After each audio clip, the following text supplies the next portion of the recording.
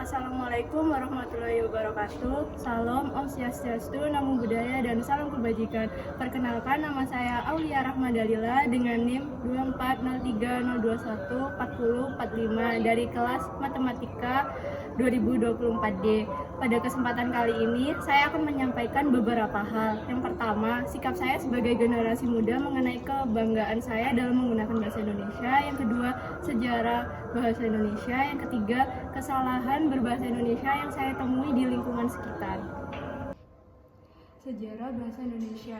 Sejarah bahasa Indonesia sangat erat hubungannya dengan Momen Sumpah Pemuda yang berlangsung pada tanggal 27 sampai 28 Oktober 1928 di Jakarta.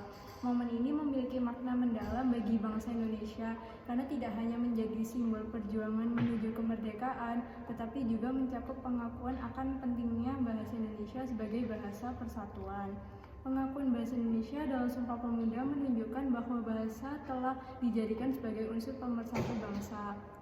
Meskipun Sumpah Pemuda umumnya dianggap sebagai peristiwa politik, peristiwa ini juga dapat dipandang sebagai peristiwa politik bahasa. Para pemuda Indonesia saat itu secara sadar mengukuhkan bahasa Indonesia sebagai bahasa persatuan dalam butir ketiga Sumpah Pemuda yang berbunyi, "Kami putra-putri Indonesia menjunjung tinggi bahasa persatuan bahasa Indonesia." Hal ini menandai sebuah langkah besar dalam sejarah bahasa di Indonesia yang kemudian menjadi bahasa resmi negara setelah kemerdekaan. Pentingnya bahasa persatuan muncul karena masyarakat Indonesia adalah masyarakat multi etnis yang terdiri dari berbagai ras, suku, agama, dan bahasa. Pada tahun 2017, Badan Bahasa mencatat terdapat 652 bahasa daerah yang tersebar di seluruh Indonesia. Dengan keanekaragaman ini, keberadaan bahasa nasional sangat diperlukan sebagai media komunikasi yang dapat diterima dan dipahami oleh seluruh masyarakat Indonesia tanpa membedakan asal-usul daerah. Pada tahap awal, terbentuknya bahasa Indonesia diputuskan untuk menggunakan bahasa Melayu dialek Riau sebagai dasar. Bahasa Melayu sudah lama berfungsi sebagai lingua franca atau bahasa penghubung di Nusantara. Bahasa ini digunakan oleh berbagai suku bangsa untuk saling berkomunikasi, terutama dalam perdagangan di wilayah pesisir dan pelabuhan-pelabuhan penting di sepanjang jalur perdagangan Asia Tenggara. Bahasa Melayu dikenal memiliki struktur gramatika yang sederhana, tanpa tingkatan-tingkatan bahasa seperti yang terdapat pada bahasa Jawa. Susunan yang sederhana ini memudahkan bahasa Melayu untuk diterima dan dipelajari oleh masyarakat luas. Inilah salah satu alasan utama mengapa bahasa Melayu dipilih sebagai dasar bahasa Indonesia, karena dapat dipelajari dengan cepat oleh masyarakat dari latar belakang budaya yang beragam. Sebelum dan sesudah Sumpah Pemuda, bahasa Melayu telah digunakan dalam karya sastra di Indonesia. Bahkan pada abad ke-19, berbagai produk sastra Melayu seperti sastra Melayu Tionghoa dan sastra koran telah muncul menggunakan bahasa yang menjadi cikal bakal bahasa Indonesia. Karya sastra ini menunjukkan semangat nasionalisme dan memperkenalkan bahasa Melayu kepada masyarakat luas. Kepedulian para cendekiawan terhadap perkembangan bahasa Indonesia ditunjukkan dengan adanya Kongres Bahasa Indonesia pertama pada tanggal 25 sampai 27 Juni 1938. Kongres ini diinisiasi oleh para wartawan dan penulis sebagai bentuk kepedulian terhadap bahasa Indonesia. Kongres ini menghasilkan keputusan untuk memperbaiki penggunaan bahasa Indonesia dalam media massa dan perlunya pembentukan tata bahasa dan ejaan baru. Selama pendudukan Jepang pada tahun 1942, bahasa Belanda dilarang dan masyarakat didorong menggunakan bahasa Indonesia. Kebijakan ini menjadi peluang besar bagi perkembangan bahasa Indonesia karena masyarakat akhirnya bebas menggunakan bahasa ini di berbagai situasi tanpa campur tangan kolonial. Kebijakan ini mempercepat penerimaan bahasa Indonesia sebagai bahasa nasional. Setelah proklamasi kemerdekaan pada tanggal 17 Agustus 1945, bahasa Indonesia ditetapkan sebagai bahasa resmi negara dalam Undang-Undang Dasar 1945 pada pasal 36.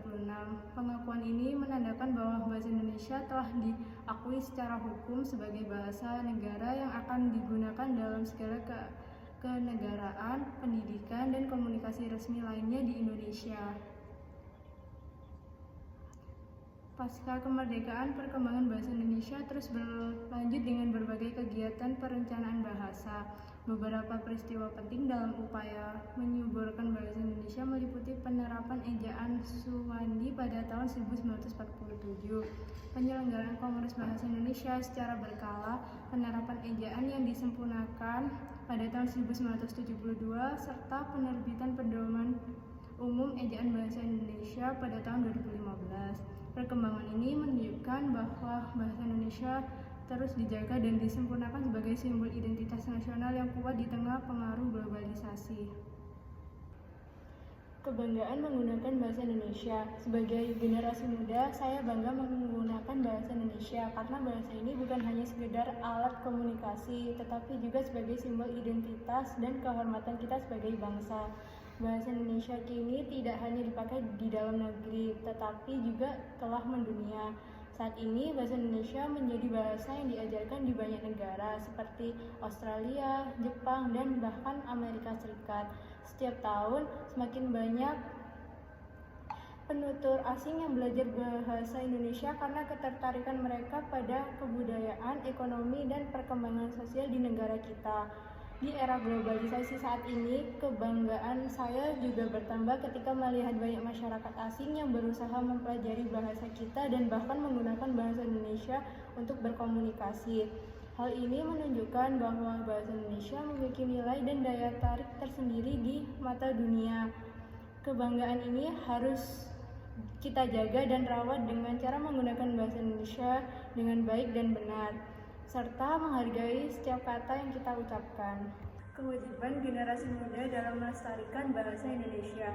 Sebagai generasi penerus, kita memiliki peran penting dalam melestarikan bahasa Indonesia. Salah satu cara melestarikannya adalah dengan menggunakannya secara aktif dalam kehidupan sehari-hari dan bangga menggunakan bahasa Indonesia di berbagai kesempatan, baik itu dalam komunikasi formal di kampus maupun dalam komunikasi informal bersama teman. Saya berharap kita sebagai generasi muda dapat menghidupkan kembali rasa bangga berbahasa Indonesia dan menjadikannya sebagai bahasa yang elegan dan berkelas. Mari kita tunjukkan bahwa bahasa Indonesia adalah bahasa yang mampu memenuhi kebutuhan komunikasi di era modern tanpa kehilangan identitas dan ciri khasnya. Selanjutnya, saya menjelaskan mengenai kesalahan berbahasa di ruang publik. Yang pertama, itu kesalahan yang ada terletak pada kata tempat, hubung parkir, hubung sepeda, motor. Mestinya kata parkir ditulis dengan kata parkir dan sepeda motor ditulis dengan sepeda motor. Selain itu, tidak perlu ada tanda hubung pada kalimat tersebut. Bentuk yang benar yaitu tempat parkir sepeda motor.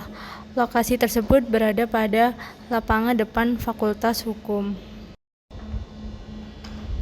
Selanjutnya, kesalahan yang nomor 2 terletak pada kata apotik. Mestinya kata apotik ditulis dengan kata apotek, karena tidak sesuai dengan ejaan yang benar dalam bahasa Indonesia.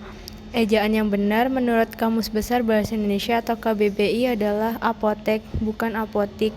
Lokasi tersebut berada pada Pondok Jati, Blok C nomor 2, Sidoarjo. Selanjutnya, kesalahan yang nomor 3 terletak pada kata di sini, yang seharusnya penulisan imbuhan dipisah. Maka penulisan yang benar dipisah sini. Kata di sini dipisah karena dalam bahasa Indonesia, kata di yang menunjukkan tempat adalah kata depan atau preposisi. Selanjutnya, kesalahan yang nomor 4 terletak pada kata mohon ditimbang dahulu, yaitu penggunaan huruf kapital pada kata dahulu. Dalam bahasa Indonesia, huruf kapital sebaiknya hanya digunakan pada awal kalimat atau nama diri. Jadi, kata dahulu seharusnya ditulis dengan huruf kecil karena berada di tengah kalimat. Lokasi tersebut berada pada Hypermart Royal Plaza, Surabaya. Selanjutnya, kesalahan yang nomor 5 terletak pada kata nomor 5 tahun 2008 yang seharusnya terdapat tanda baca titik setelah kata nomor.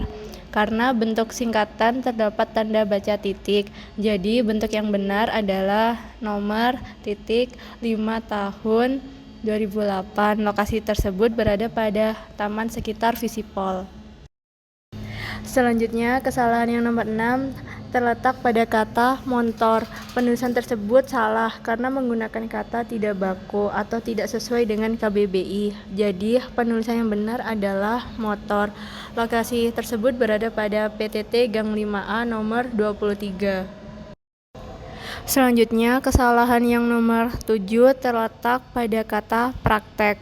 Penulisan tersebut salah karena menggunakan kata tidak baku atau tidak sesuai dengan KBBI. Jadi, penulisan yang benar adalah praktik. Lokasi tersebut berada pada Jalan Ketintang nomor 99. Selanjutnya, kesalahan yang nomor 8 terletak pada kata telur. Penulisan tersebut salah karena kata telur merupakan bentuk kata tidak baku dari telur. Jadi, penulisan yang benar adalah telur. Lokasi tersebut berada pada Jalan Ketintang nomor 133A.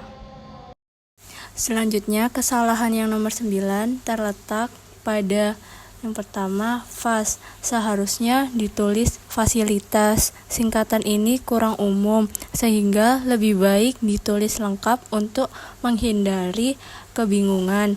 Yang kedua, WiFi. Seharusnya ditulis Y strip V dalam penulisan baku. Istilah ini sering ditulis sebagai Y strip V dengan tanda hubung. Yang ketiga, PDAM. Seharusnya ditulis huruf kapital PDAM. Singkatan Perusahaan Daerah Air Minum. Harus ditulis dengan huruf kapital semua karena merupakan akronim. Yang keempat, listrik. Sebaiknya ditambahkan tanda koma di depannya sehingga menjadi listrik, agar konsisten dengan tanda baca pada daftar fasilitas lainnya. Jadi kalimat yang benar adalah terima kos Putri hub 0812 17 23 15 48. Fasilitas WiFi, tempat tidur, lemari, kipas angin, PDAM, listrik. Lokasi tersebut berada pada Jalan Ketintang nomor 201. Terima kasih telah menonton video saya. Semoga informasi yang saya sampaikan dapat bermanfaat. Sekian dari saya. Atas kekurangan dan kelebihannya saya mohon maaf. Wassalamualaikum warahmatullahi wabarakatuh.